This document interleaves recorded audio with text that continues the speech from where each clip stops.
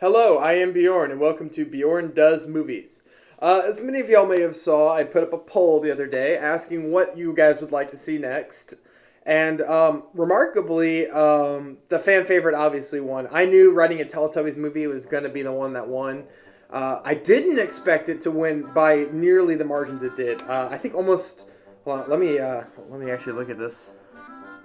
Yeah, 100% of the people that hadn't changed, I just had to make sure, voted for writing a Teletubbies movie as the next project I should do. So obviously I sat down and I put to work and I came up with a really great concept. Now, Teletubbies is a franchise I know a lot about. I've done my homework, I've read the lore. There's a lot of lore jockeys for this one, and they're very, very detailed in their bookkeeping. I would compare this to having a fan base like Game of Thrones or Warhammer 40K. You know, very intensive lore, lots of details written about it, things like that. So when I wanted to approach it, I wanted to do my best to make sure I didn't step on anybody's toes. I wanted to try to keep it true to the characters while also putting my own little spin on the franchise. And admittedly, the franchise actually does not have that many characters to work with. The original source material has a total of 5 characters. That, of course, being the various Teletubbies and the Sun Baby. And Sun Baby obviously being the main antagonist for the series. He's my favorite. I think that character really exemplifies everything that makes this franchise really neat and very interesting. So I am going to really make sure that I, do justice to these characters. That being said, I will not stay 100% lore accurate. You guys know me. I don't play by the rules necessarily. I'm kind of a bad boy even. So in this particular circumstance, I will certainly not be staying 100% true to the source material. Let's go ahead and introduce our characters. For those who don't know, the world of Teletubbies is fairly grim and dark. It's a world plagued by war. Long ago, a species of aliens called the Sunites traveled from the sun, led by the fearsome Sun Baby, as I mentioned previously. Now, Sun Baby is sort of like a god to the Sunites. They see him as their deity, and seeing as how he's literally the god of the sun, that would make sense. They invaded the world of Teletopia and razed the earth. Many people died and a horrific war broke out.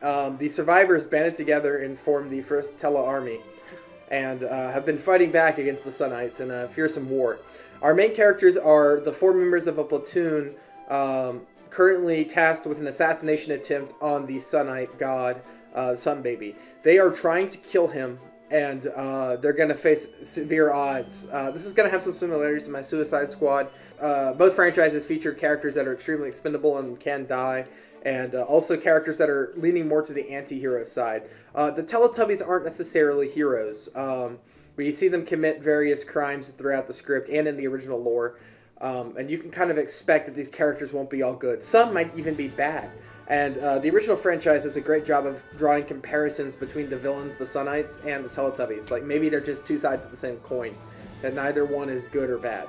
So our first Teletubby that we're going to introduce is the Green Teletubby, who has been fighting this war for about 5 years.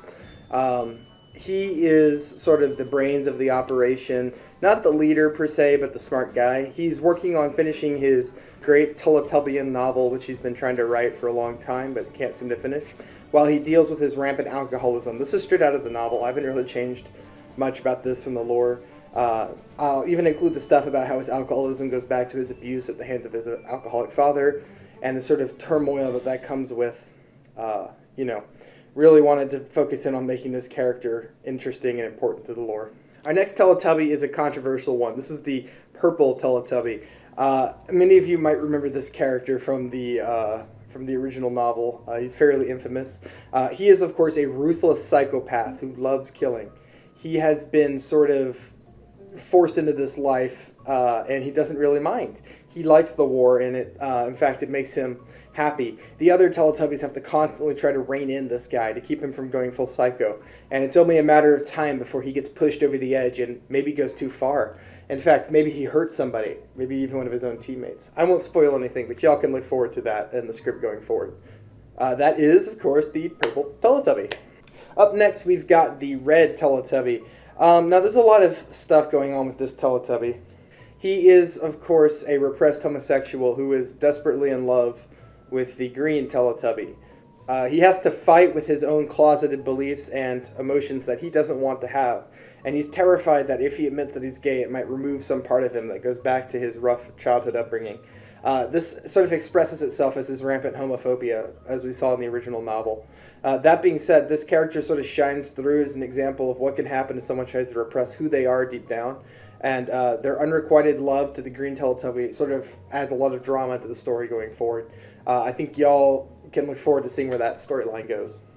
And then last but not least, we have the yellow Teletubby, of course the leader of the platoon, who's trying desperately to hold his ragtag team together and get them through the mission alive. He has a wife and kid at home, and he wants nothing more than to return back to them alive. But he doesn't want to lose any of his squad mates either. So he has to try his absolute best to rein them in and keep them under control in this sort of insane world he's been thrust into. He wants to be nothing more than a normal family man, but that life was sort of taken from him by the Sunite invasion. And now he's fighting just to hold on to what humanity he has, so that even if he does return to his wife and kids alive, he'll still be the same man who left. And there's some question as to whether or not he could even return normal. And not after what he's seen and what he's done. This character sort of makes you ask the question, how much death and wrong can you do in the world and still come out a good person? And I find that's a very compelling storyline that this character really embraces and sort of represents. I'm going to be honest, in the lore, this guy is my favorite. It was tight between this guy and the green, but it's got to be him. Now, of course, I am going to keep the original novel's commentary. The original Teletubbies novel and then later television adaptation were really focused in on critiquing the Vietnam War, which was going on at the time. I'm going to try to keep that, but I might modernize it into the modern war on terror, sort of keeping the roots of anti-war messaging, but sort of modernizing it into the modern age. So those are my characters. Obviously, there might be a few more on the way. This is going to be a very exciting movie. This is easily the best film I've written for this channel thus far, and I think y'all can all look forward to that coming out very soon. First act is almost done. I am finalizing the last little bits for it, and I think y'all can look forward to that pretty soon. All right, remember to like and subscribe. I'm going to go to the outro now.